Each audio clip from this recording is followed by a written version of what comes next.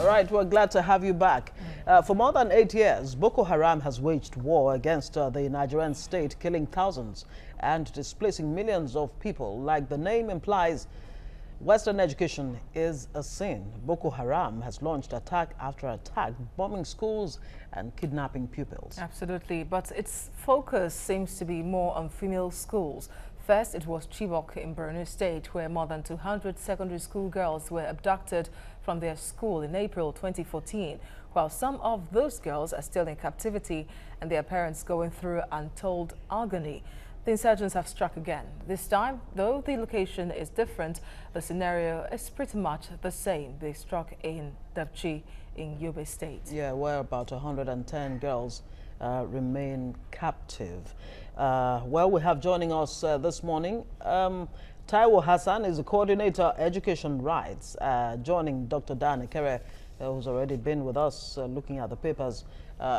Thank you, gentlemen, for joining us this morning. Thank you. So education is a solution to terrorism, illiteracy, all kinds of vices in society, yet education is the #1 victim. Taiwo Hassan, what does this mean for us as a people? Let me say that I find it heartbreaking that I have to come again to discuss a national tragedy involving the abduction of schoolgirls. 2014, I was part of several Nigerians who tried to debate this issue. And a few months ago, we also discussed a similar issue here in Lagos, in Ekpe. What we are seeing is the manifestation of the socio-economic crisis that the capitalist system has imposed on us as a people. What system? I say the capitalist system. Okay, okay. And why do I say it? Yes.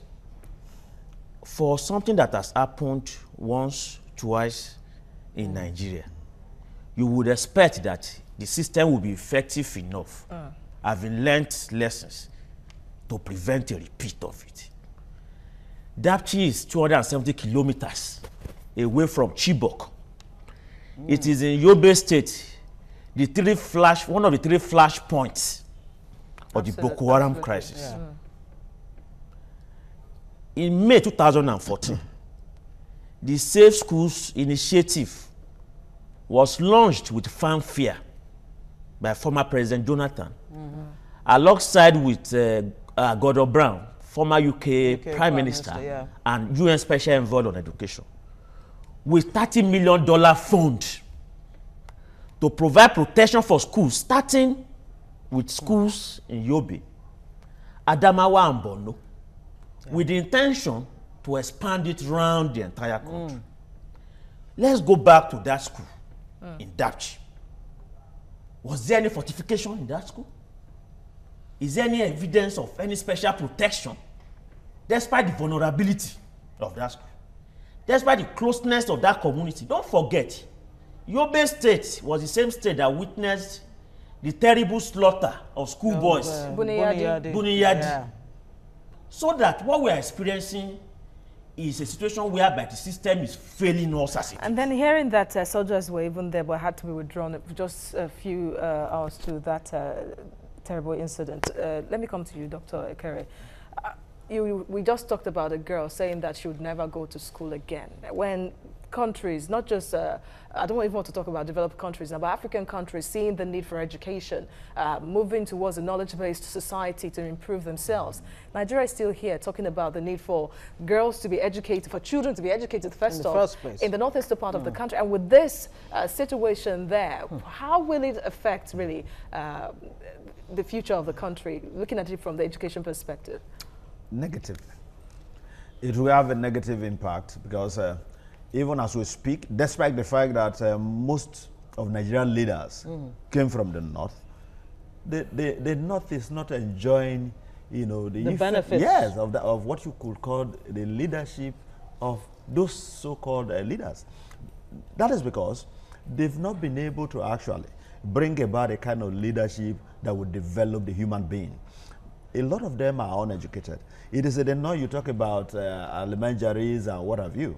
Now, this is, I remember the last administration actually tried to build schools for them. And a lot went into it to even convince people to allow their children to go to school. Now they have decided, okay, let's go to school. And the only thing they are getting is to be whisked away by unknown people or people you assume to know, the Boko Haram. So how will you, in such a situation, freely advise your child to say, go to school? And if that is the case, then and if this happens, doesn't that mean the Boko Haram have had their way? They've succeeded.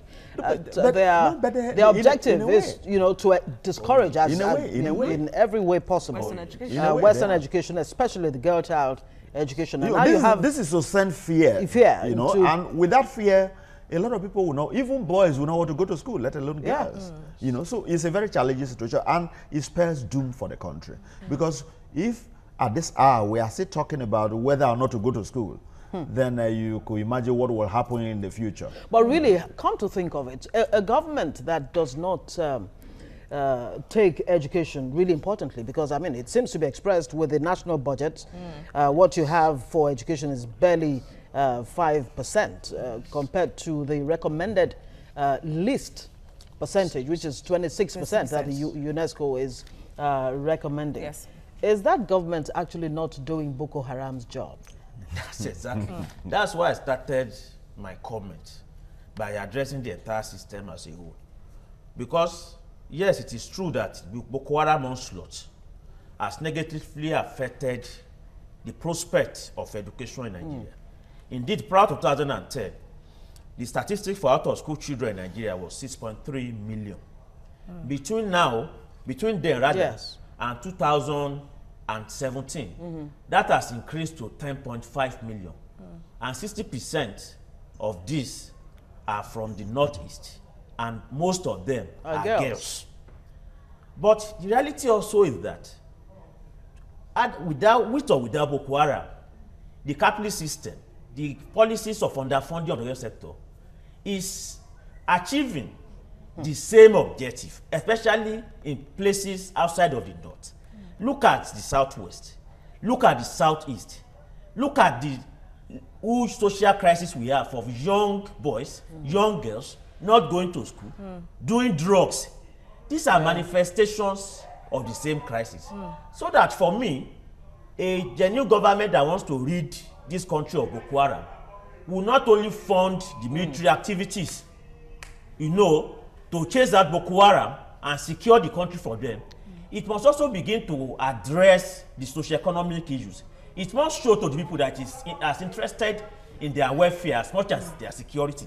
But that's what made the difference between ending an active violent conflict and actually restoring normalcy and peace. Look at the conditions of the people in IDP camps today.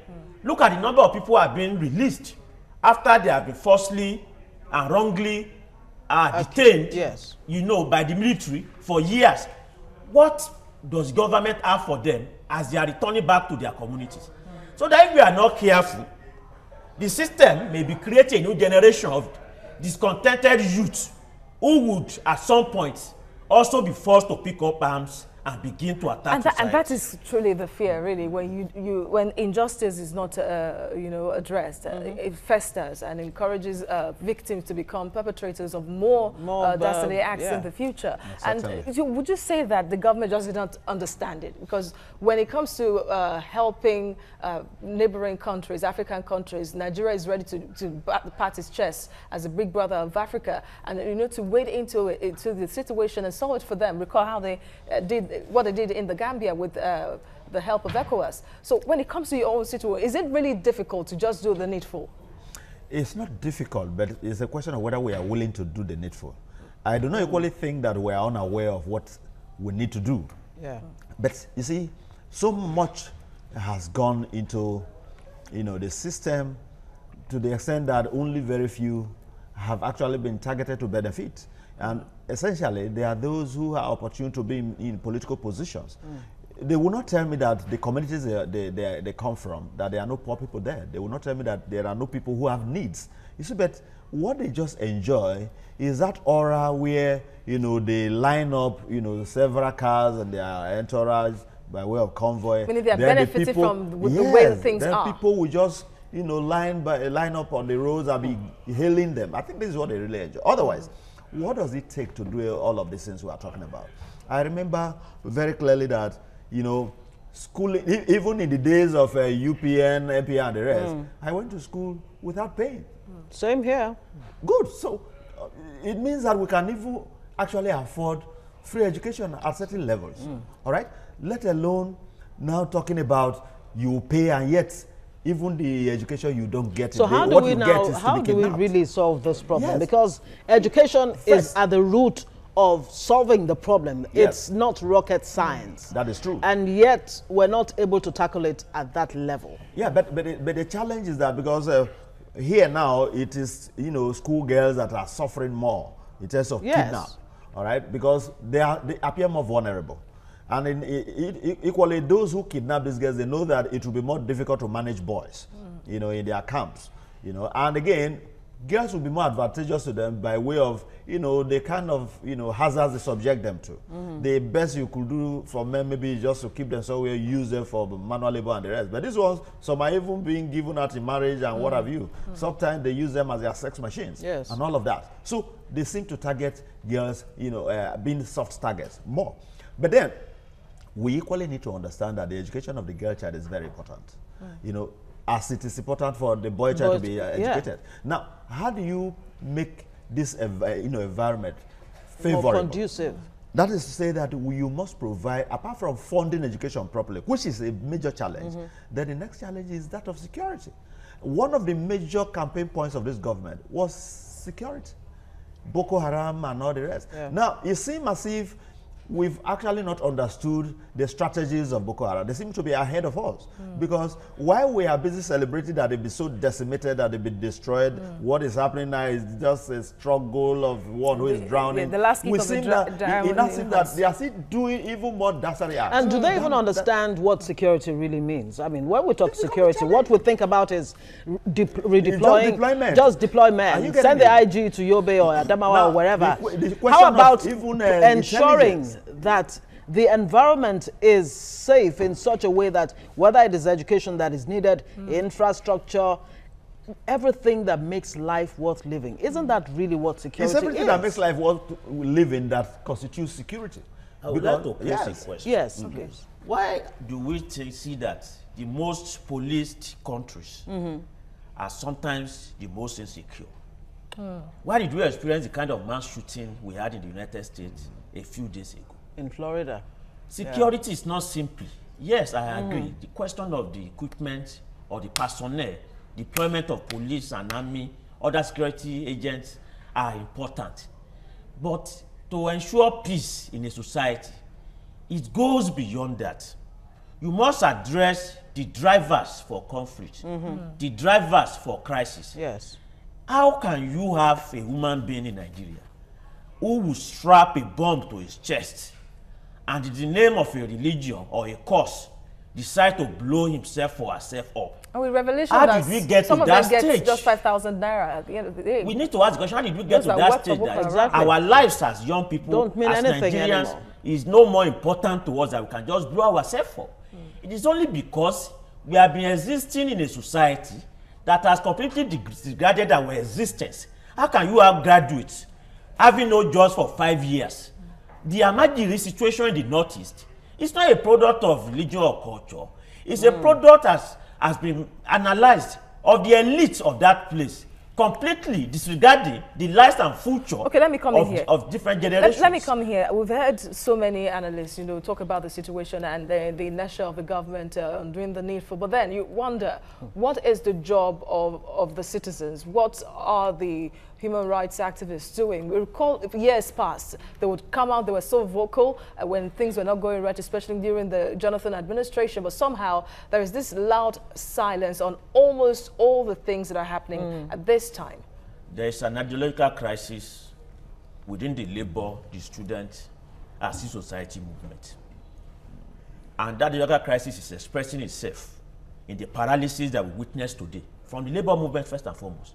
but also from the student movement and civil society. It's as if Nigerians are now hopeless and helpless. Before now, when situations like this occur, Labour will be out trying to advocate, but nothing is happening. It is because the Labour movement, especially the leadership, has succumbed to the idea that it's possible for any member of the capitalist ruling elite to make lives better for any one of us.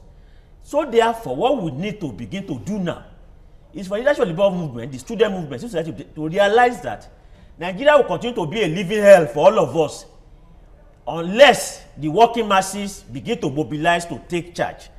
Because how can you have 110 school girls? Take charge in what way? One, we need the Labour movement needs to begin to fight on the issues that can unite Nigerians. Don't forget, as we are having the Boko Haram crisis, we are also having the crisis before you in go Kaduna. ahead, fight house, because we need to clarify. There must be because we don't need protest. to encourage. There must be protest. Okay. There must be peaceful demonstrations. Yeah. There must be strikes on issue of minimum wage, on issues of lack of education. Because don't forget that the origin of Boko Haram, and I have mentioned it here severally over the years, the origin of Boko Haram is about a fiery preacher who is reactionary, who is fundamentalist, seizing an opportunity to act as a voice of a lot of young, impoverished people in the Northeast Under the guise of religion. Under the guise of religion. In other parts of the country where you have these eruptions too, under the guise of ethnicity. Is Nigeria really facing a religious crisis, ethnic crisis, or some kind of external aggression and not knowing it? And what is really at the root of this? I mean, I was discussing with some people yesterday and they said, look, why are we all just so naive? Look, the United States, for example, Russia, or the advanced world, they come up with weaponry or weapons, if you like. Every 6 months, they modify them. They must use them somewhere. They must sell them to some certain people. Is that not really what is at the root of this? So and the more there's crisis, the more their business you look at thrives. it this way. Yeah, those people who are modernizing and refabricating and the rest, okay, it's not the entire Europe that is doing that. Why is it that these weapons are not being used in every part of Europe that is not doing that? Must it be Africa? So yeah, they are being used in societies where the people are too dumb to understand. So it boils down to the question of... Forgive my language. The question of education still comes in. The question of economy comes in. Because if I am comfortable enough, if I'm doing well, I have a job and I'm earning a good living, it will be difficult for me to begin to take arms to, or even to blow myself up. Why would I kill myself when I have what to live for? Are you getting it? Now, this is happening because of the level of suffering that we are subjected to, the level of ignorance that we are equally, suffering. These are all, building up to get to that level. Or that have brought us to this level. Ignorance is costing us a lot. Of course. And you see, ignorance is not just about, I went to school, I didn't go to school. Yeah. Are you getting it? Even the cultural orientation that we have, education is not all about going to, the four walls of the classroom. Yes. You see, they are all part of it. But a situation where a parent will begin to say, okay, no, you need to go to, send the daughter to somewhere to go and do all manner of funny things, send the boy to, if you get involved in Yahoo and the boy comes home, you can't explain the word and they are happy. That tells you the level we have degenerated. And that is happening right now. Are you getting would it? Would you say really that it's the blame, you can blame all Nigerians for this, because somehow, and it's the truth really, that there are no strong institutions. Most usually what we see every 4 years is that we hang all our hopes on one person. Yes. Is that not the disservice, for example, to President Buhari, thinking that it can solve the problem of at least 193 million people within 4 years? I want to believe that even Buhari has not solved his own problem. So there's no way he can solve the problem of every Nigerian. It's not possible. He has not got the ideas that can solve everybody's problem. Doesn't even know everybody's problem. So he can only govern, provide... And get the right men on board. Right, but even in getting the right man, you must equally be the right person too, because without that, you won't be able to make the right judgment from what the right man will give you. So you need to understand clearly what the issues are. It's not now. He was saying fighting of corruption from the point of view of arresting politicians. You see, but these politicians don't just go to central bank, carry money, and go away. it comes through a system. As we speak, the civil service... Someone scientific about it. Well, yeah, the civil service is very critical to every fight against corruption. When you've not been able to put, you know, those structures in place in order to prevent even further, you know, stealing, looting of the looting, yeah, you know, fraud. If you've not been able to put in place checks to prevent that, and all you are doing is fighting the ones that have been stolen, then obviously. So whether it's fighting corruption, fighting terrorism, and all of that, we're just dealing with the surface, the symptoms, and not the ailment itself, the disease itself. As far as I'm concerned, the system is at the root of all of this. You mentioned a very key point the other time, which is that the arms industry, the conflict entrepreneurs, politicians who are the ones bringing in arms, rich elements who are investing in arms import and all of that, as well as top military brass and co. Those who are in charge of IDP camps and all of that, who are stealing the resources. Would they want this conflict to end? If it does, they will likely also create another. So that we are creating with a system and give it another that name. only thrives on our mass mystery. The only solution is to change that system. And that's why a socialist alternative is imperative. Nigerians have to rise up and begin to demand for an alternative. Nigeria has turned to is it even a socialist? Is it a socialist imperative, or that which made our societies what they were eons ago, in the times of our forefathers? Socialist imperative means. Look at the example you mentioned the other time about history. That Nigeria used to have free education, at least in the western region. That was done under a government that subscribed to welfareist policies, which is simply an halfway house between capitalism and socialism under the conditions of the world political situation at that period. If we want to ensure that the immense resources that this country has, which I am very sure is enough to resolve every of our crises, if we want to have a situation where that resources will go into resolving it, we need a better system that takes humanity as the centerpiece of governance, but then, not if you know the root cause of the problem, yes, how it do would be you solve easy it? for you to even want to solve it. But are we looking at the bigger picture that some people could be orchestrating something that we don't even understand? It seems this happens almost every election period. Remember the time of the Chibok schoolgirls as well. We're not looking at all of this, meaning that some people just put some pegs in some holes to make some things happen during the election. In addition to that, I mean, you had Lai Mohammed say, look, this was just orchestrated to embarrass President Buhari. Now, but you see, let's look at it even from that angle. Could we equally say that what happened in 2014 was orchestrated to embarrass Jonathan? Well, you see, is it because it is a different political party now that it becomes an orchestrated plan to embarrass government? You see, who is orchestrating this plan now? And having known that plans of this kind could be orchestrated, what are you doing shouldn't you have even put in prevent place it? Mechanisms to prevent security generally? And that's part of the problem with even the Nigerian police. Rather than prevent crime, they will prefer that they hide and you commit a crime, then you are arrested. Blame the victim. Are you getting it? I think it's part of the problem with even the mentality of our security operatives. We need to understand that prevention is cheaper and it's better than, you know, arrest and prosecution. Because at the end of the day, a very, very notorious criminal will even get out of the hook, considering even our legal system. Would you even say that politics is even what we could say worsened the already bad situation? You can't take politics out of it. Politics from the whole of this. It's part of it. But what we don't understand really is who is playing this politics and against who. What is the strategy? What is the plan? What is the goal? What do you want to achieve? Okay, and why is nobody able to anticipate? Just like Jonathan was presented in bad light. Now, is it for you to now come in and do something wonderful or the same of the same? So we must look at it very holistically. But again, coming to the question of, you know, the systemic failure and how we could address it through a system. Yes, it is true that there has been advocacies about, you know, socialism, but I doubt if we can really operate that. Yes, because even by what will work for a society like ours? I mean, years back we were talking about homegrown democracy.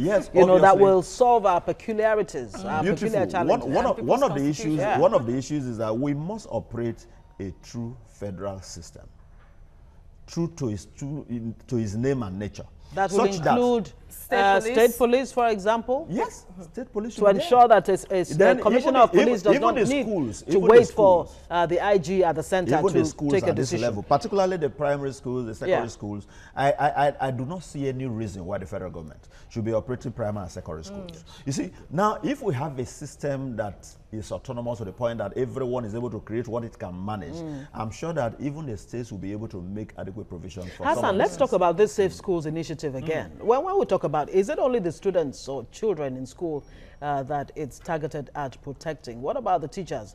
About 2,000 teachers have been killed so far since the insurgency started. Several lecturers. So many schools destroyed. Yes. Some were recently abducted, so that the Northeast has become a complete danger zone for humanity.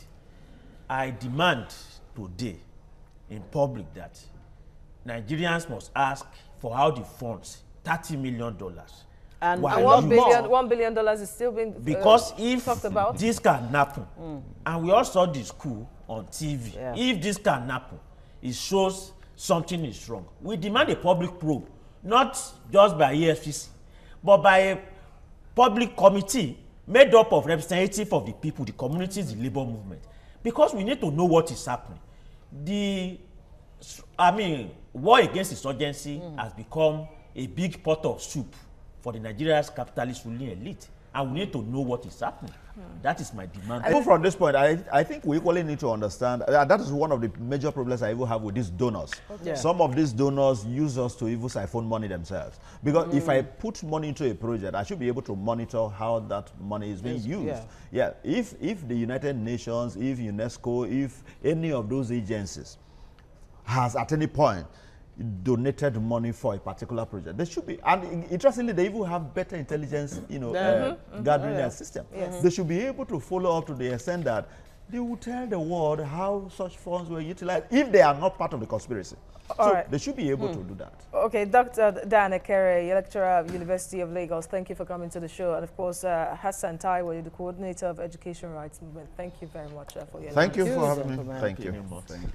All right, there's more to come on TVC Breakfast. Stay with us.